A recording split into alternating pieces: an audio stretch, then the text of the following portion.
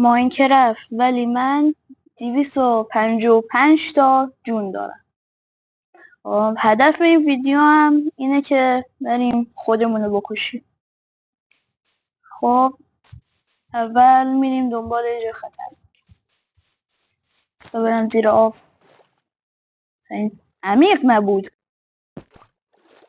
خب اومدیم توی آب درست حسابی. خب ببینیم چه دمیجی میده.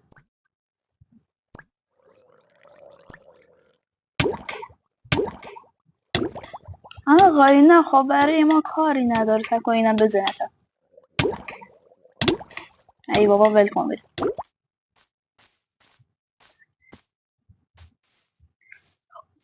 1 2 3 بپرین این قارچه. نپریدیم. خواستن از رو اون قارچه بپرم پایین.